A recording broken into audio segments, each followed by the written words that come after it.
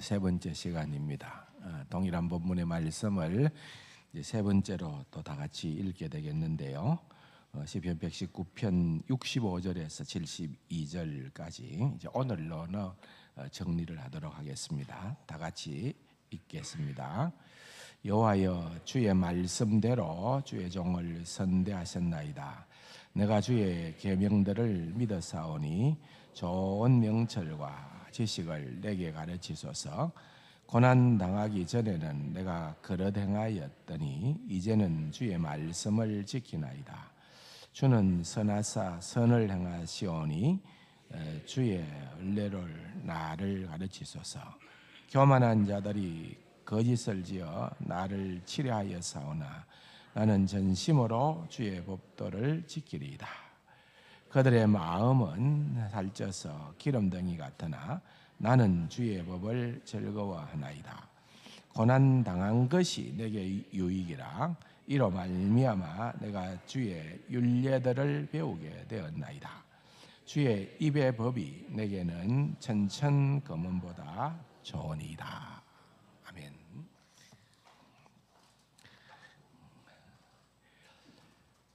오늘로 이제 9번째 연 65절에서부터 72절 첫 단어는 다 테드라는 히브리 단어로 시작을 했고, 토브라고 하는 그런 좋다라고 하는 단어가 5번이나 등장을 하는 이 65절에서 또 72절의 말씀을 이제 마무리를 하려고 생각을 합니다. 사실 65절에서부터 마지막 72절까지에 보면은 다 말씀이 너무너무 귀하고 좋아요. 그래서 각자의 형편에 따라 가지고 와닿는, 나는 이 말씀이 정말 와닿는다. 그렇지 않으면은 나는 이 말씀이 훨씬 더 와닿는다. 본인의 형편과 처지 때문에 달라질 수가 있겠죠. 용기 있게 나는 이 말씀이 좋습니다 하고 말해 주실 분 안 계십니까? 예? 강진옥 장로님.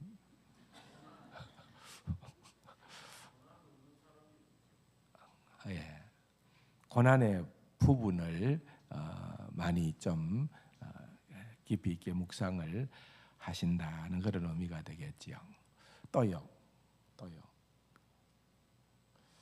지난 2주간에 들었던 말씀 중에 좀 내한테 새겨진 게 없이 다 까먹었나요?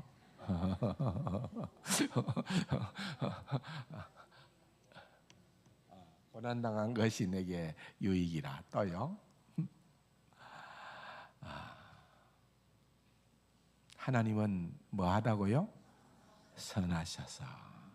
하나님은 선하사 하나님께서 선하다라고 하는 이 고백은 언제나 옳습니다. 그 말이거든요. 사실은 그런 고백을 우리가 진심으로 한다 하면 그것은 굉장히 성숙한 성도의 자세 아니겠습니까? 우리는 보통 하나님이 선하다라고 그렇게 휘바람 불면서 얘기할 때는 주로 어느 때에 그런 얘기를 합니까? 내가 원하는 대로 뭔가 일들이 술술술술 풀려가고 또 우리 자녀들도 그렇게 잘 되고 모든 것들이 다 숙제가 해결되어질 때에 우리는 바로 얼마든지 그렇게 선언할 수가 있죠. 하나님은 선하십니다. 그런데 하나님이 항상 내가 원하는 대로 이루어 주시기 때문에 선하다라고 하는 것은 그것은 잘못된 신학이라 그랬습니다.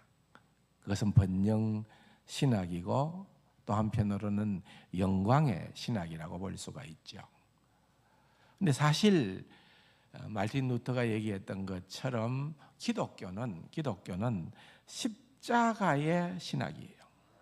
십자가의 신학이라는 것은 뭐 꼭 고난이라고까지 표현할 수 있을는지는 모르겠습니다만은 어느 정도는 품고 있겠죠. 십자가. 십자가는 쉬운 길이 아니잖아요. 그런데 그렇게 가는데 세상이 감당할 수 없는 기쁨이 터져 나온다는 거죠. 감당할 수 없는 그런 어떤 믿음이 생긴다는 거죠. 다시 말하면은 오늘 본문에도 보면은 고난 당한 것이 내게 유익이라. 고난 당하기 전에는 내가 그러되 행하였더니 이제는 제가 주의 율례들을 지키나이다. 그러면은 결국은 이 고난을 굉장히 적극적으로 활용을 한 거죠. 여러분, 주는 선하사 선을 행하시오니라고 하는 이 말씀은요, 여러분 고아들의 아버지라고 불리워졌던 조지 물러가 그야말로 5만 번 이상 기도의 응답을 받았다고 했는데 그가 기도의 응답을 받지 못했던 그런 제목이 있었습니다. 그건 뭔가 하면은 그의 아내가 아주 치명적인 어떤 관절염인가 했던 통증으로 인해서 하나님 고쳐달라고 그렇게 기도를 했는데 하나님께서 그 기도를 들으시지 않고 하나님께서 그의 아내를 천국으로 불렀어요. 그런데 여러분, 장례식장에서 장례식 설교를 하면서 조지 물러는 이 본문을 잡았다는 거죠. 주는 선하사 선을 행하시오니. 주님은 언제나 선하신 분이십니다. 쉽지 않죠, 여러분. 그런데 그렇게 갈 때에 진짜를 맛본다는 거죠. 좋은 명철이라고 할 때 명철의 히브리어 단어의 뜻은 맛이라는 뜻이 있다고 그랬어요. 맛은 뭡니까? 이것은 후천적으로 얻게 되어지는 그러한 습관인데 분별을 의미하는 겁니다. 맛을 보면은 여러분, 이게 된장인지 이게 고추장인지 맛을 보면 알잖아요. 맛을 본다라고 하는 그 말은 선한 것과 선하지 않는 것을 분별할 수 있다, 그 말입니다. 선한 것과 선하지 않는 것, 그것을 분별하다 보면은 진짜 나는 이 말씀이 너무너무 좋다. 그래서 오늘 본문에도 보면은 65절에 여호와여 주의 말씀대로 그랬습니다. 또한 66절에는 내가 주의 계명들을 지켜 사오니. 다 말씀과 계명입니다. 결국은 하나님의 말씀을 통하여서 자신의 고난의 문제를 해석하는 거죠. 하나님의 말씀이 열쇠인 겁니다.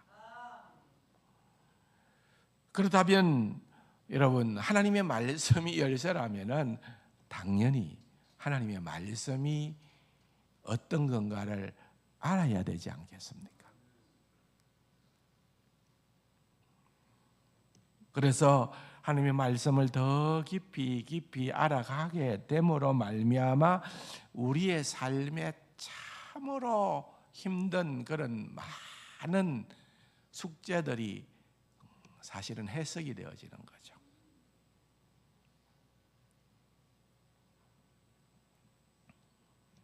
동방의 의인이었던 욥은 그는 하나님 앞에서 정직하고 또한 악에서 떠났고 순전하고 그야말로 하나님으로부터 절대적으로 인정함을 받았던 대표적인 인물이었습니다.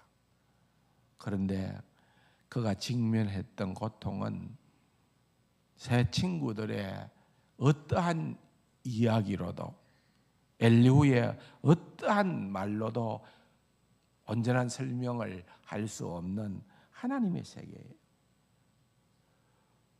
그 세계가 우리에게 있다는 건데 우리는 멈춰버린다는 거죠. 세상 사람들은 언제나 사필기정, 권성징악, 내가 이렇게 잘못했기 때문에 이런 벌이 오는 거 아닌가, 그 범주에 머물러 있습니다. 인가율이라 그럽니까? 그런데 믿음은 그 세계를 뛰어넘는다는 거예요. 하나님이 행하신다. 하나님이 내가 이해하지 못하는 그러한 상상치도 못하는 그러한 방법으로 하나님께서 역사하신다. 그래서 이 시인은 깨닫게 된 거죠. 고난 전과 후를, 고난 당하기 전에는 내가 그릇 행하였더니 고난 당한 후에는 내가 주의 말씀을 계명을 지키게 되었노라고. 말씀의 비밀을 깨달아 알게 되어졌다, 그 말입니다. 그런 것들이 다 좋은 명철이에요. 여러분, 우리가 간과하고 있는 것인데요, 우리가 이런 기도는 잘 안 하는 것 같아요. 하나님, 내게 좋은 명철을 허락해 주십시오. 분별력을 허락해 주십시오.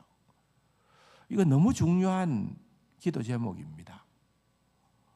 근데 우리는 그렇게 잘 안 하는 것 같아요. 하나님, 내 실력, 내 경험, 내가 가진 것 갖고는 안 됩니다. 하나님, 주의 말씀을 내가 붙들고 나아가기를 원합니다. 하나님, 주의 말씀으로 나를 더욱더 성숙하게 다듬어 주시옵소서. 하나님의 말씀입니다. 신구약 성경 어디에 보아도 다 여러분 바로 이 부분이 강조되고 있습니다. 여러분, 그냥 우리가 잘 산다라고 하는 것은 대부분 사람들은 생각하기로 고생 안 하고 그냥 즐겁게 살 수 있는 것, 그 정도면 잘 사는 거다, 그렇게 생각을 합니다. 그런데 성경이 말하는 잘 사는 것은 뭔가 하면은 진짜 분별력을 가지고 하나님의 뜻을 추구하며 살아가는 것, 그것이 바로 진짜라는 것입니다. 사도 바울도 이 점을 너무너무 잘 알았기 때문에 그가 기록했던 서신서에 보면은 대부분 첫 번째 기도 제목에 보면은 이 부분을 담아놓고 있어요. 대표적인 본문만 하나 제가 읽어드리면은 빌립보서 1장 9절입니다. 내가 기도하노라 너희 사랑을 지식과 모든 총명으로 점점 더 풍성하게 하사. 여러분, 생각해 보세요. 그냥 너희 사랑을 풍성하게 하겠다, 그렇게 기도하겠다 이래도 되거든요.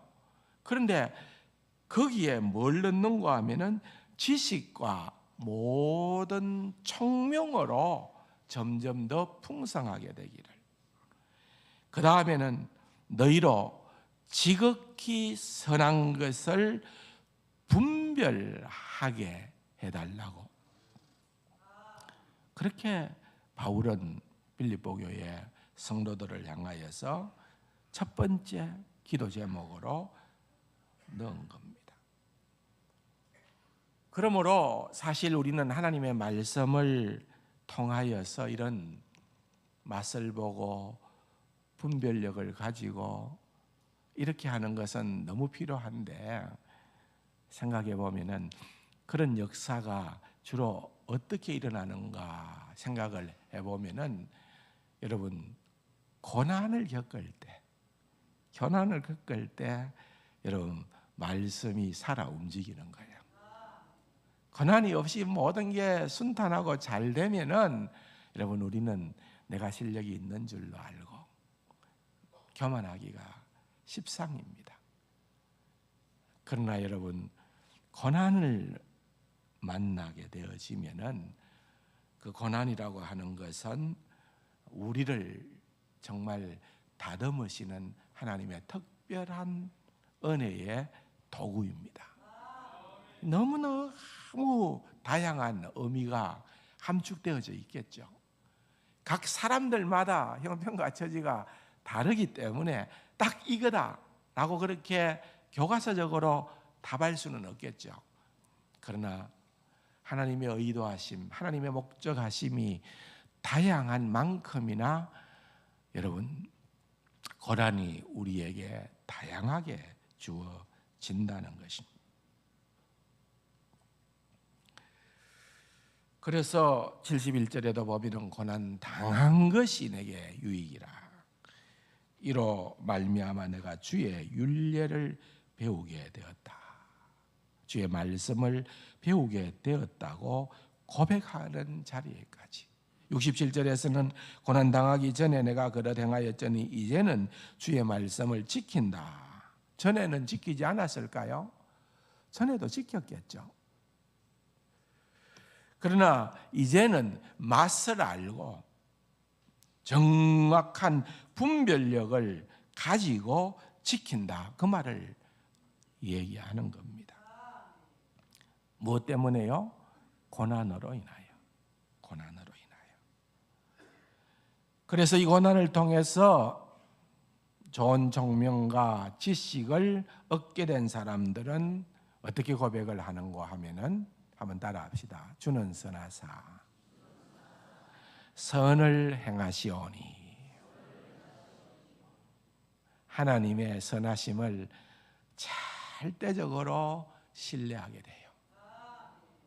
내게 이해가 되든지 그렇지 않든지 그거는 상관이 없어요.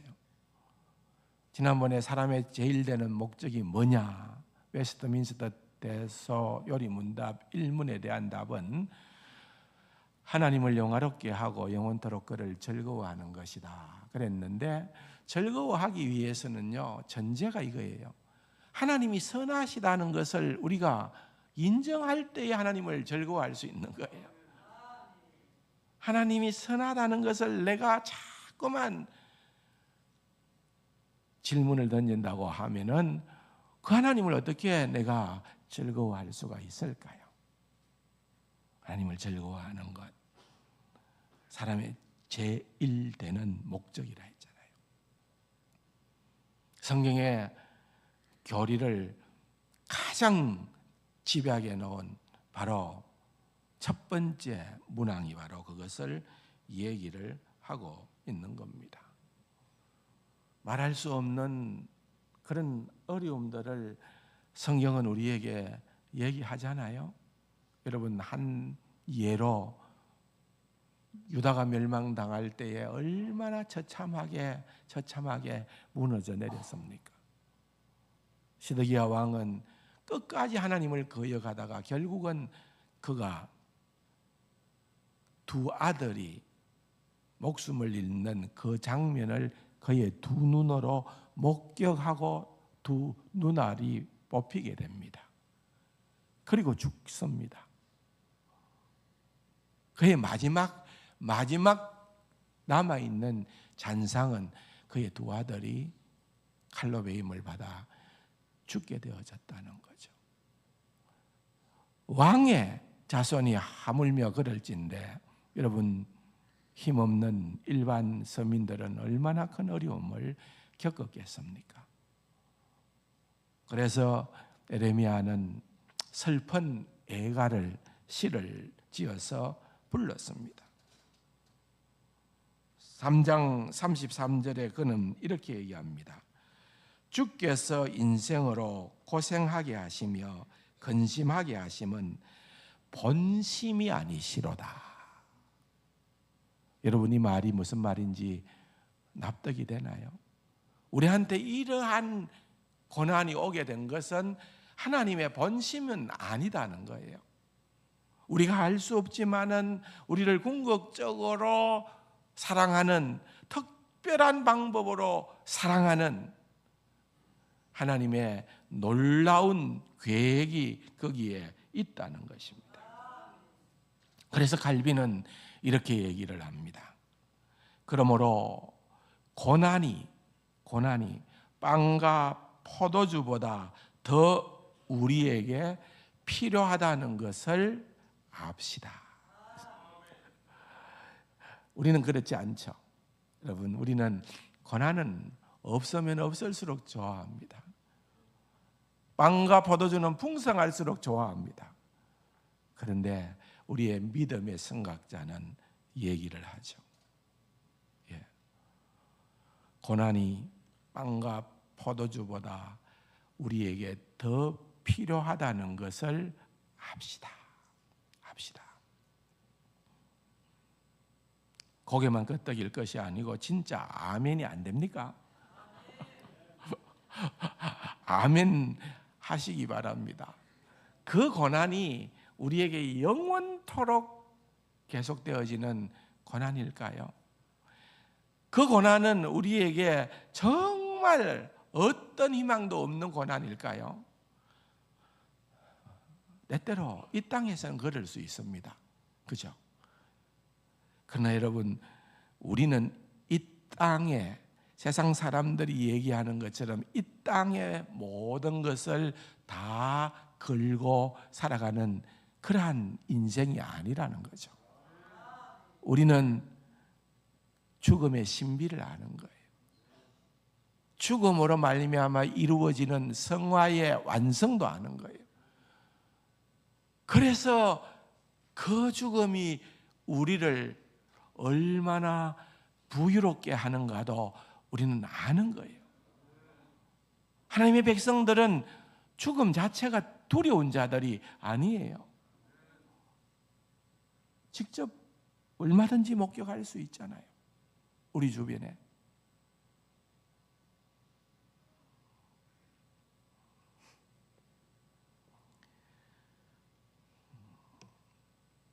여러분, 참으로 중요합니다. 그렇기 위해서는 하나님 좋은 명철과 지식을 내가 배우고 싶습니다. 나를 가르쳐 주옵소서.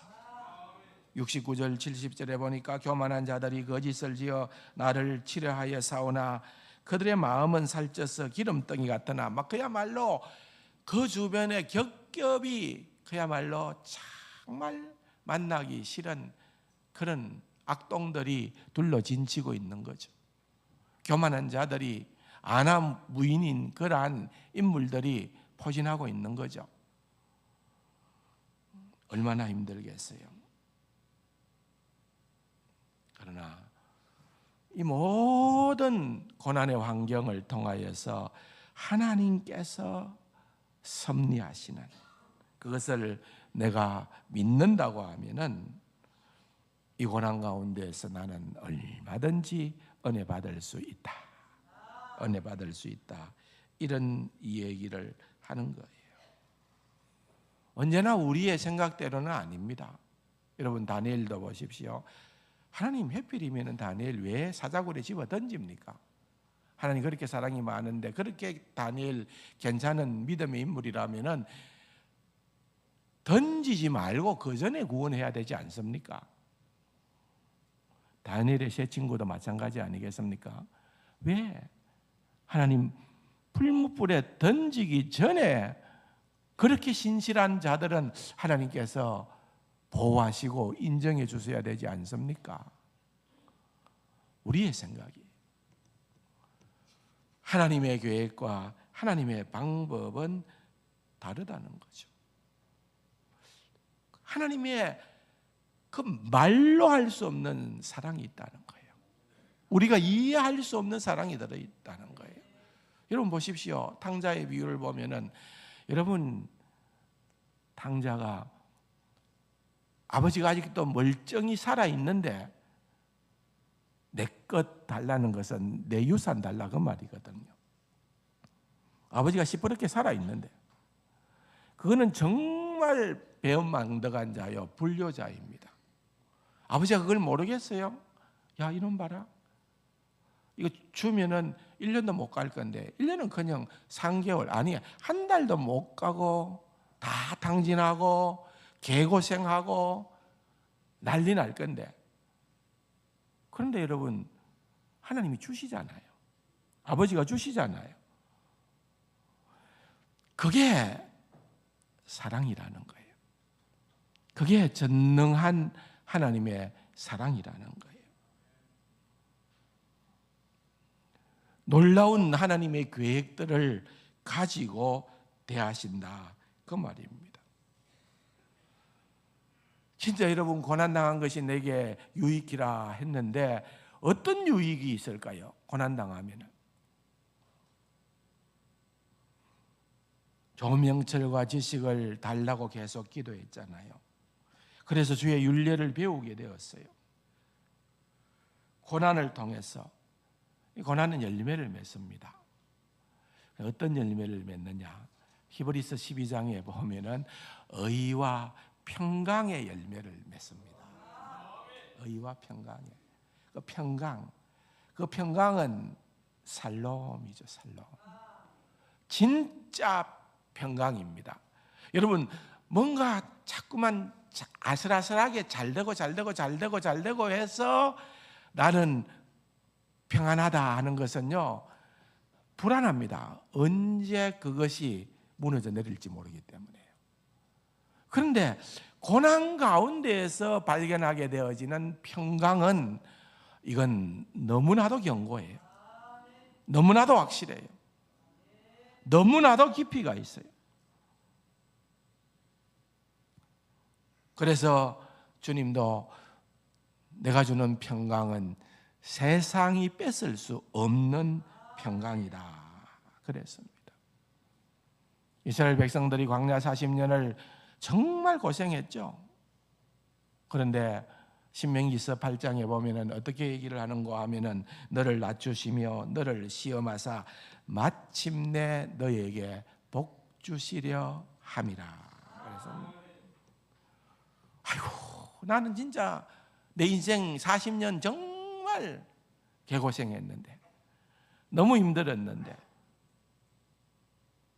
그런데 나는 그렇게 느낄는지 모르겠는데 하나님은 뭐라고요?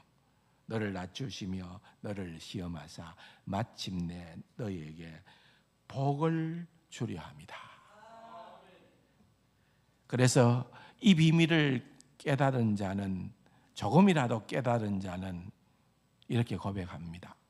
켈빈은요, 하나님은 고난의 망치질로 본성적인 우리의 완악함을 부드럽게 하신다.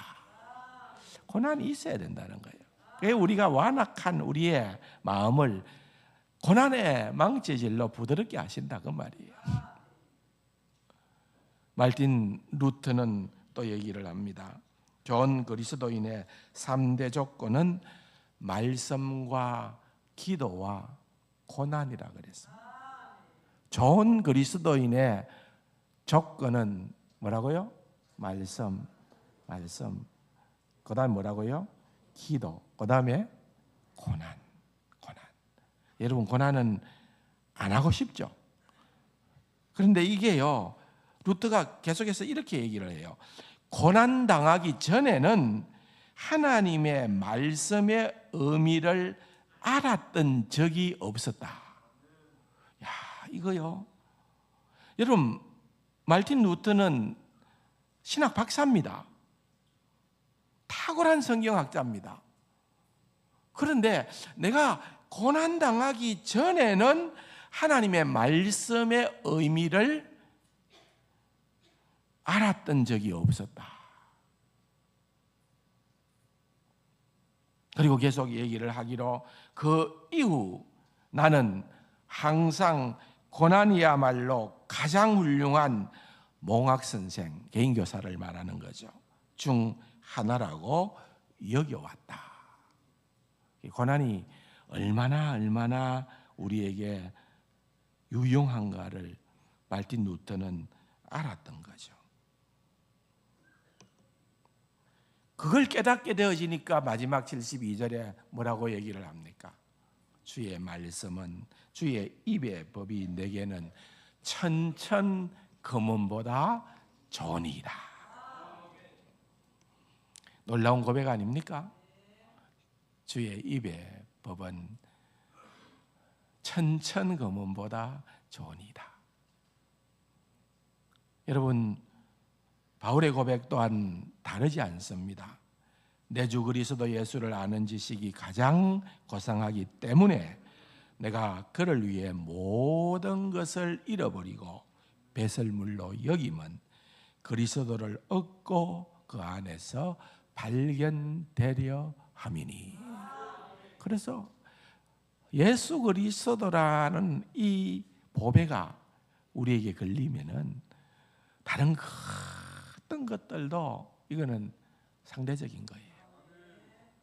우리가 정말 그 비밀을 알 수 있도록 하나님께서 우리를 다듬어 가신다는 것입니다. 그러므로 이 모든 것들을 알았던 시인은 어떻게 고백을 합니까? 주는 선하사 선을 행하시오니.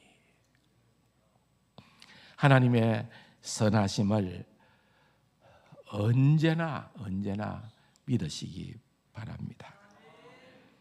그 믿음이 우리의 남은 평생에 가장 굳건한 신앙의 고백이 되면 좋겠습니다. 히브리서 5장 8절에 보면은 여러분 한번 들어보세요. 이 말씀을 어떻게 이해를 할 수 있을까 궁금한데요. 그가 아들이면서 받으신 고난으로 순종함을 배웠다. 그랬습니다. 그는 누구예요? 예수님을 얘기하는 거죠. 하나님이신, 근본 하나님이신 예수님께서 죄를 알지도 못하시는 그분이 꼭 고난을 통하여 순종을 배워야 했을까요? 우리에게 시사해 주는 바가 큽니다. 뭘 얘기하는 겁니까? 히브리서 기자는 이렇게 얘기하는 거죠. 예수 그리스도가 걸어하셨다면 우리들은 어떻게 할 것인가? 우리는 어떻게 해야 되는가? 그 말입니다. 이 놀라운 비밀이 여기에 담겨 있다는 것입니다. 그러므로 정말 살아가면서 여러분, 우리에게는 십자가 사건보다 더 큰 사건은 없어요. 우리를 구원하신 우리 주 예수 그리스도의 십자가 사건은 고난의 대명사입니다. 그래서 이 고난을 하나님의 최고의 선물로 여기고 이 고난을 통해서 말씀을 깨닫게 되고 말씀 안에 거하게 되고 하나님의 선하심을 맛보게 되고 말씀을 지키는, 소중히 여기는 법을 배워가는 우리 세상 가족들이 다 될 수 있기를 주님의 이름으로 축원합니다. 좋으신 아버지 하나님 감사합니다. 오늘 이 말씀을 있는 그대로 우리 마음판에 새기고 늘 묵상하며 살아낼 수 있는 귀하고 복된 우리 세상 가족들 다 되게 하여 주옵소서. 존귀하신 예수님의 이름으로 감사기도 드립니다. 아멘.